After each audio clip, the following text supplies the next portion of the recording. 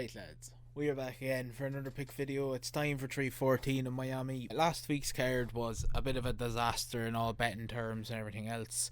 I can't really say anything good about it, I can't really say anything bad or too negative about it. Just not a great week. Leon Murphy, poor main event, just ran away for it. But we are going to be hopeful that this week is good. So you know what, I'm not going to waste any time. Let's go into lock of the week.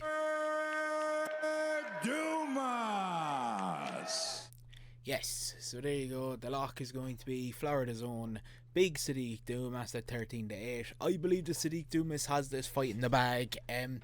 Michael Ojuzjek over here has he has lost his last three. He's been submitted twice by Kevin Holland Pereira and lost to Sharp Bullet. He's beaten Nchekwu by ground and pound, but I think the man is just very vulnerable on the ground. Now, that's not something Dumas is great at. I say he still has the better kind of takedowns between them and maybe grappling, but it's really close. I can see he's going to decision. I don't really see Dumas finishing him. I think he will light up the crowd. He's definitely a bit faster in the feet, but I think he's a bit safe in his game plan for his actual skills. So I'm going to say he comes in here, puts on a good kickboxing match, stays on his feet, and wins a pretty comfortable decision. I'd say by the judges, maybe 30-27, with maybe knocking him down once with fast hands, but not getting the finish. So look, we'll move on. We will get into the favourite ACA. So here we are in the favourite ACA.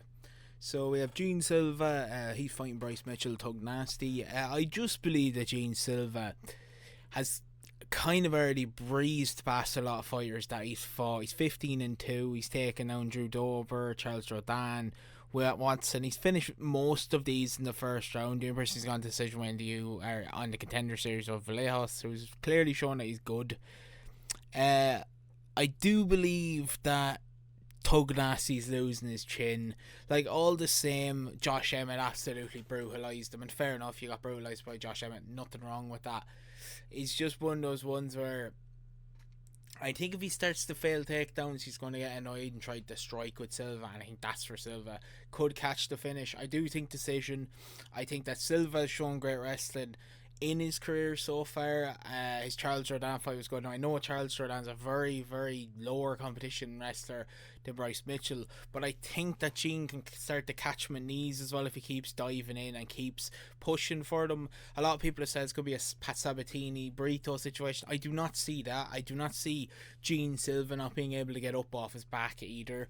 I'd say be able to walk along the fence and be able to save himself quite a bit. I definitely think some punches will change Bryce's idea. I think he might get cracked at a few uppercuts and knees as he cuts in for takedowns. But I am going to pick Gene Silva. Next we go to Yair Rodriguez. Now Yair is fighting Patricio Pitbull after coming into the UFC in his first fight.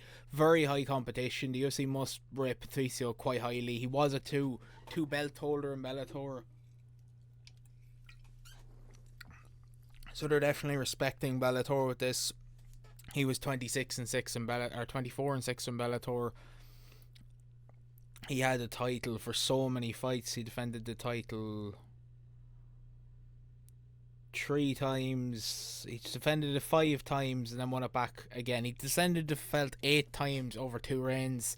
That is very good. And then even before that, he had another reign with the belt. He has about 11 title defenses in Bellator, which is ridiculous. His list of fighters he's beaten, okay, he lost to Ben Sender by leg injury. Michael Chandler beat in round 1 by TKO. He beat Pedro Carvalho, AJ McCree. Like, they're big enough wins. It's hard to know how to kind of match up to the UFC level. That's why I'm picking Yuri here. I think Yair is just a completely better striker. He's like one of the better strikers in the division. He has been finished by arm triangle by Brian Ortega in his last fight, where he knocked Brian Ortega and probably should have finished him for not being kind of stupid and getting caught in the ground, and then he got finished by Volk, which is completely fine. He submitted Josh Emmett and beat Brian Ortega with a shoulder injury before then. I just think he probably has the higher amount of strikes here. He's definitely going to be faster than Patricio Pitbull. I think Patricio Pitbull is a bit older than he was. I think he's losing a bit of speed, and I do think Yair will just be faster on the feet. I think he'll be able to stop a lot of wrestling. I think he'll be able to just keep it up and get the decision. I don't see a finish coming here, but I do see a fun firework fight where I'll take Yair. Next we go with Marcelio Trullo, I think he says his name. Trullo I'm picking because he's 13-1. The record plays a big part here. He has finished Ilir Pretoria, which, okay, it was a great finish in the first round. And I think he'll do it again here. I don't think Tyson Gore is very, very good. He has a finish over Antonio Trigoli, he's not very good. Like, no. I just think Tyson Gore's come in here a bit good for the skill set, but just maybe not to push the top level of the UFC. And I don't think Tulio is either. I just think in this fight, Tulio has the heavier hands. I think if it gets close to the range, I think Tyson Gore's got to go for it. He's a bit shorter.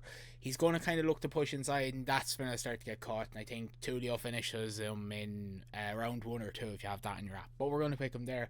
And then we have Verenia Jaroba here.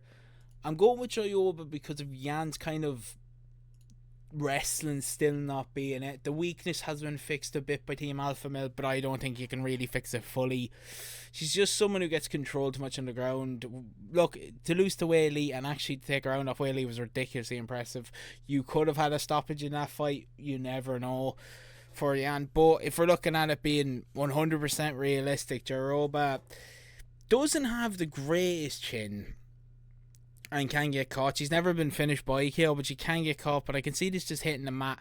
Her kind of just literally Pat Sabatini or against Joanne Zobrito on the floor and just keeping it there. Maybe a submission, maybe, but you know.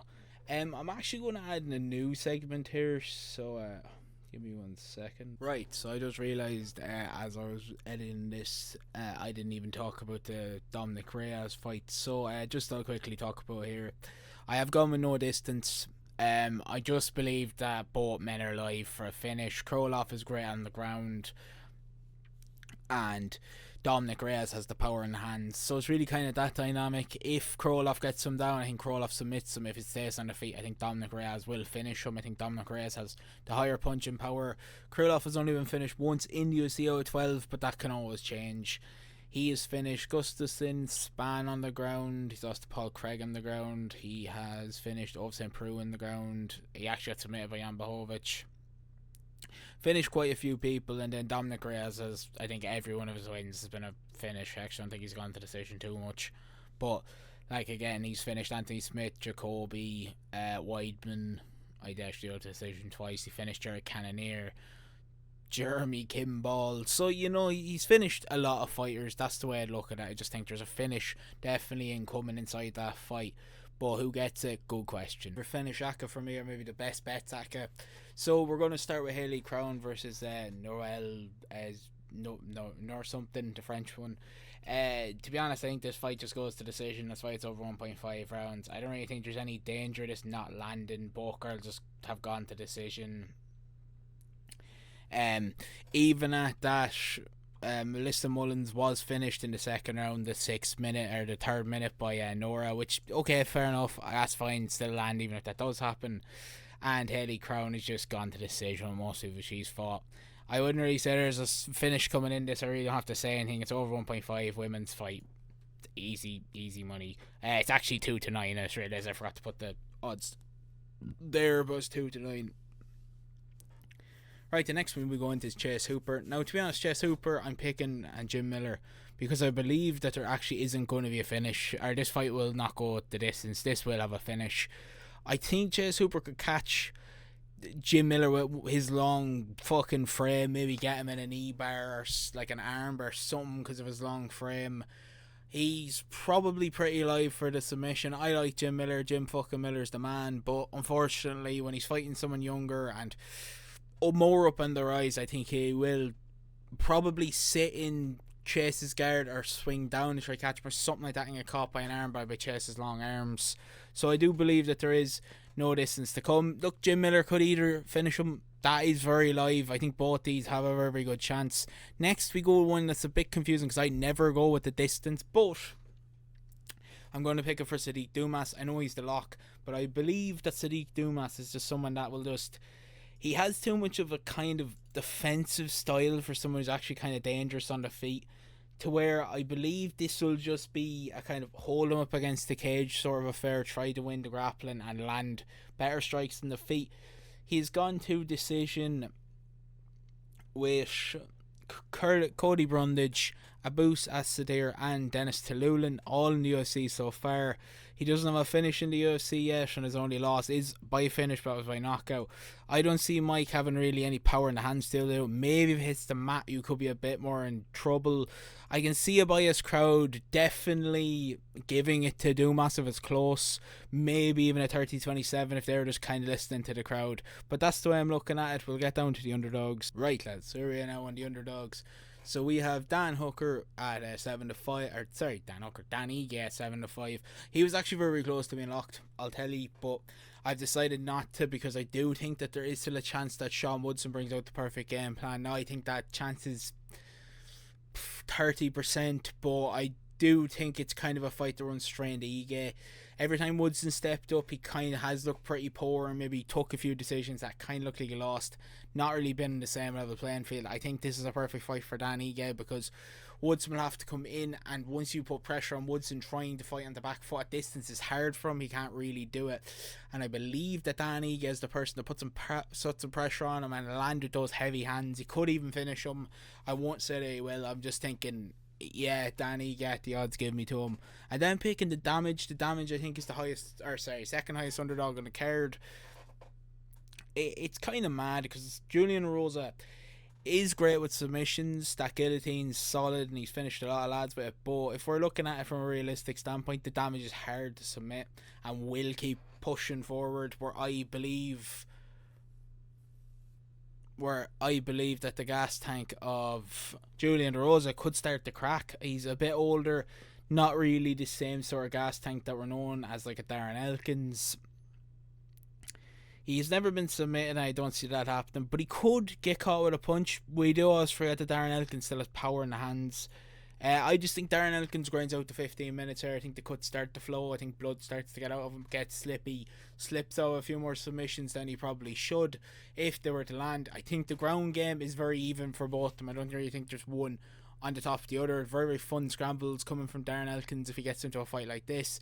Always brings 15 minutes. Just same as I always say with David Grant. Two hard vets, hard to put away, and I still think if he's there in front of you, with his punching power and pressure, I'd take him. So yes, give me him at 11-4. We'll go check out the Aka now. I'm just going to make this faster. I already bought Aka's back, but you go with Silva, Choroba, Yuri Rodriguez, and Silva. 5 on 21, so that means that, 23. With a 10 on, it'll be 46 if you want it. I won't, because I'm just thinking that it's not really in my favourite books. Then, if you go with Dumas by distance, no distance in the chest Hooper fight, the Dominic Reyes fight to have no distance, and then I want to go over 1.5. So Dominic Reyes to not go the distance, and over 1.5, and the Norel Kelly fight, it brings back 5. So basically about 6-1 for this, because 35. So that's what I think we're going to go with.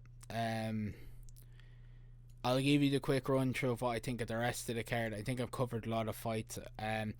Mitra Brabuso versus Sundaiji. I think Sundaiji wins that by decision. I want to say Chandler beats Paddy, but I have a weird feeling that Chandler will lose something kind of stupid, so I'll give it to Paddy.